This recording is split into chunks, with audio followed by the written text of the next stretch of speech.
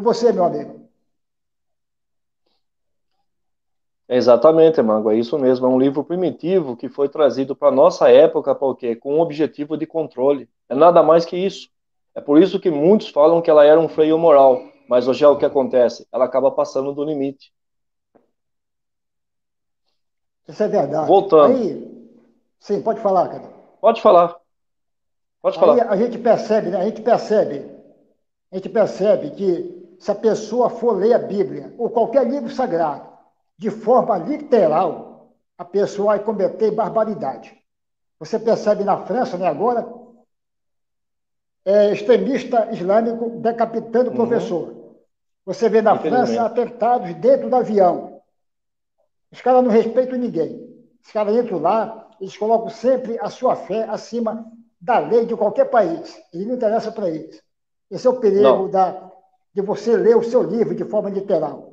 Porque o Alcorão, se você ler de forma literal, ele vai mandar você matar pessoas. Isso aqui é um sim, perigo. É a mesma coisa que a Bíblia. Se você for olhar a Bíblia de forma literal, você está passando, entre aspas, um atestado de inocência, de ignorância.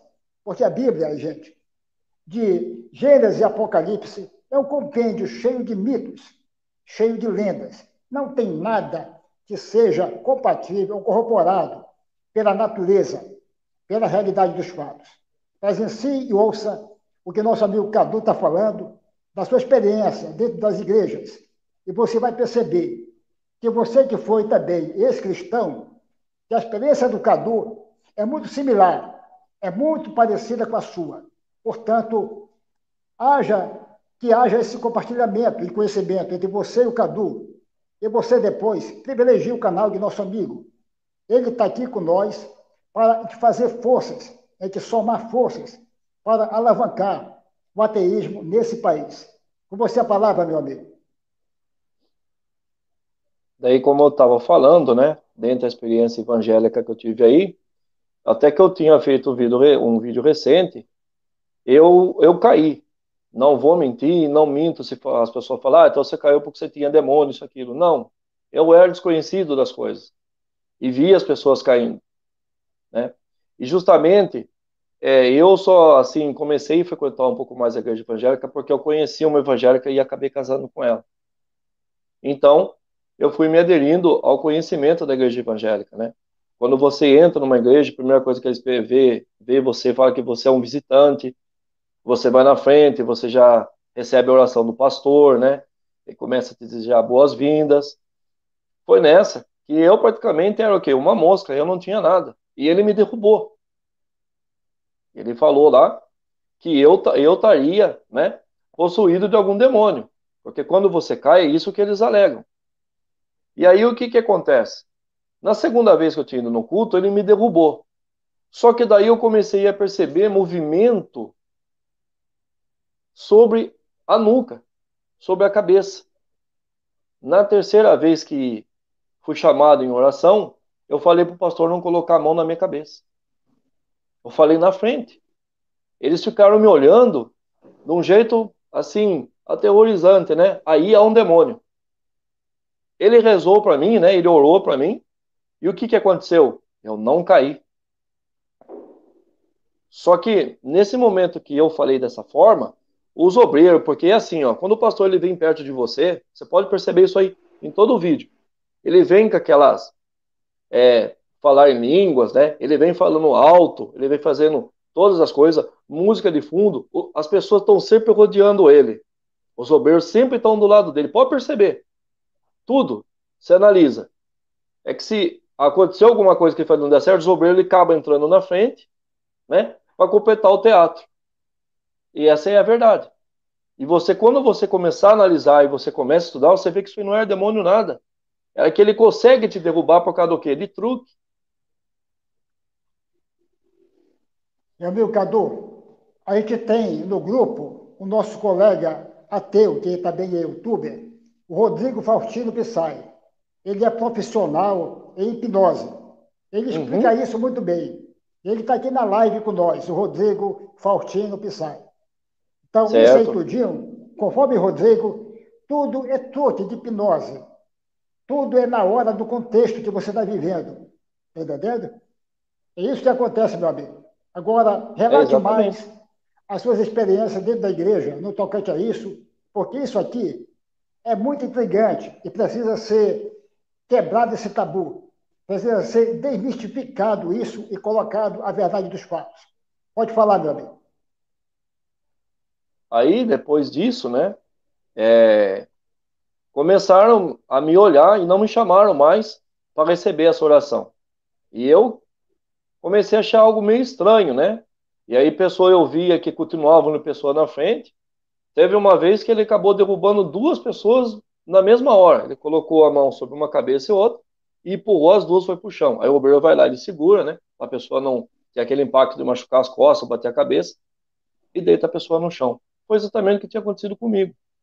Só que depois que eu comecei, né, a procurar estudar sobre essas coisas, o lado psíquico da mente, tudo isso, aí isso foi se encaixando. São igual, como fala, né? São fragmentos que estão espalhados. Você vai buscando. E aí você acaba formando aquela rocha, né, no caso. E aí você vê que tudo isso não passa de uma enganação.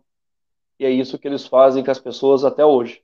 Quem não tem o conhecimento, quem não tem a vontade de buscar informação, que hoje, graças à internet, você pode procurar muita coisa que você totalmente o quê? Enterra as crenças e as religiões. São tudo truque. Dentro É disso, verdade, né? Você pode falar, Cadu? Pode ir. eu comecei, né, a parar de frequentar. A parar de frequentar e não fui mais, mas apenas mantendo a minha fé, né, e a crença naquilo que eu acreditava, que é o que acontece naquele processo de você ser desenvejado, né? Você não está mais em templo, mas a sua fé, aquela crença está em você ainda. Só que através disso daí já é um passo para você ganhar a luz da liberdade. É, meu amigo, essa situação de dentro da igreja, isso é um problema sério. Agora, Muito. você participou da igreja, da teologia da prosperidade, a que prega que você seja bem de vida aqui, ganhe dinheiro aqui. Você entrou numa igreja dessa? Da teologia da prosperidade, Cadu? Não, não cheguei a entrar, mas alguns pastores falam sobre isso, né? Que você tem que fazer tudo aqui que for bom, entendeu? Para quando chegar à frente, aquilo que você fez aqui na terra seria reconhecido. Como é que você, que passou tanto tempo dentro das igrejas, qual a sua opinião, Cadu, sobre os maiores pastores do Brasil?